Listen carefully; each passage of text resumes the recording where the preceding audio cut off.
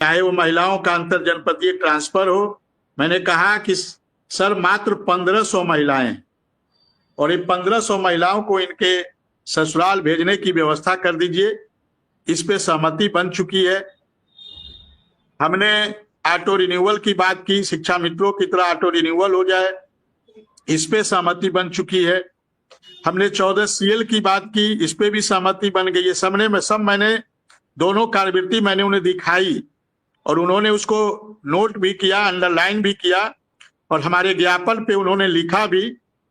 और सौभाग्य देखिए, जब हम लोग मिलने गए उस समय महानिदेशक मैडम भी वहीं बैठी थी। महानिदेशक मैडम भी वहीं बैठी थी, उनसे भी बातचीत हो रही थी और काफी अच्छा संजोग था कि दोनों जिम्मेदार अधिकारी वहां पर बैठे थे और दोनों लोगों से बातचीत हो रही थी।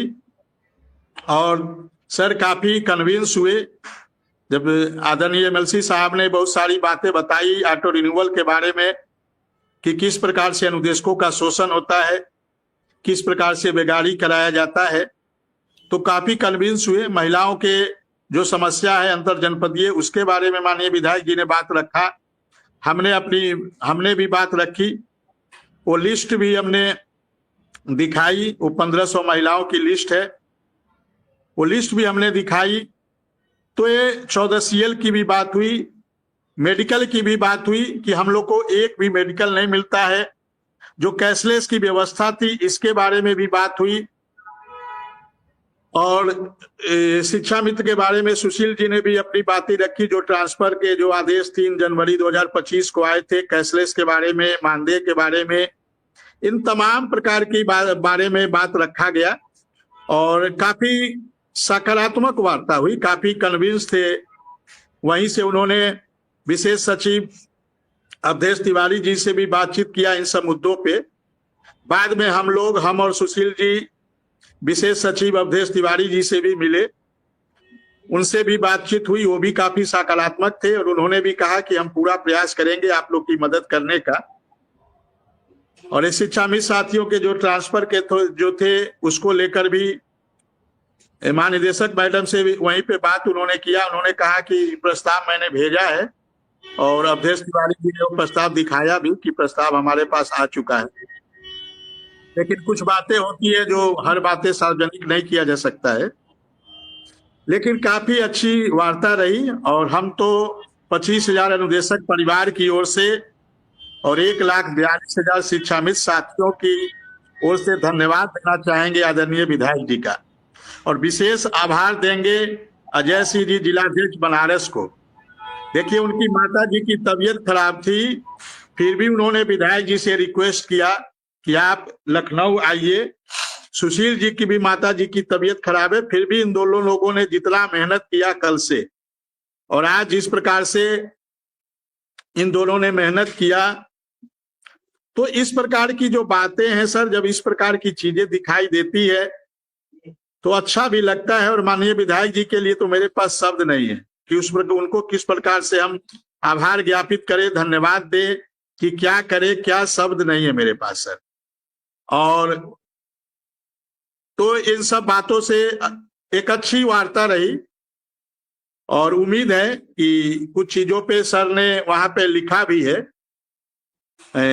ऑटो रिन्यूअल है, महिलाओं के ट्रांसफर है, 14 CL है, मेडिकल वाली बात है। तो इन सब चीजों पे रिजल्ट हमें लगता है जल्द से जल्द आएगा और लगातार हम लोग को प्रयास करना पड़ेगा। इधर बीच में हम लोग 2-3 महीना थोड़ा ढीले पड़ गए थे, क्योंकि उधर सुप्रीम कोर्ट को लेकर हम लोग काफी व्यस्त थे और सुप्रीम कोर्ट के बाद हम लोग थोड़ा ढीले पड़ गए थे। इसको कहने में मुझे कोई गुरेज नहीं है, लेकिन अब लगातार मेहनत करना पड़ेगा और लगातार प्रयास करना पड़ेगा। और आज की जिस प्रकार से वार्ता हुई है, हमें उम्मीद है, पूरा भरोसा है और माननीय विधायक जी ने जिस दमदारी से हम लोग की बात को कहा है, हमें वही उम्मीद है कि जल्द से जल्द बहुत सारी चीजों पे शासनादेश जारी होंगे और इसको लेकर लगातार हम लोग प्रयासरत रहेंगे सर जी। अब प्रयासरत रहने से काम नहीं चलेगा, आप परिणाम दिखाइए। प्रयासरत तो रहते रहते इतना समय गुजर चुका है। एक साथी हैं वो, उन्होंने वॉइस रिकॉर्डिंग भेजी। अब क्योंकि उनकी वॉइस रिकॉर्डिंग हम दिखाना नहीं चाहते, सुनाना भी नहीं चाहते। पता नहीं कितने मानसिक अवसाद में हैं वो। हम तो ये कहते हैं कि जब आपको लग रहा है कि नेता कुछ नहीं कर पा रहे हैं, तो जिसके पास सॉल्यूशन हो वो सॉल्यूशन रखो। नेताओं को निकाल बाहर करें, इनसे मना कर दें, ये काहे को मिलते जुलते हैं, हट जाएं, लेकिन कुछ सॉल्यूशन तो दो। और बेमतलब की अगर मतरघंडी जिसे कहते हैं, हमें केवल कमियां खोजनी है, हमें उस बात पर विचार ही नहीं करना, तो उसका कोई सॉल्यूशन थोड़े ही है। इन सब चीजों से जो करता है, अरे 5 साल पहले कोई अनुदेशक शिक्षा मित्रों को ऑफिस में नहीं घुसने दे रहा था, 2 साल से घुसना और बातचीत चालू हुई है। आप लोग 8 साल का आके ज्ञान देते हो। ये चुनाव 2022 से शुरू हो गया कि बातचीत होने लगी, उससे पहले किसकी बातचीत होती थी?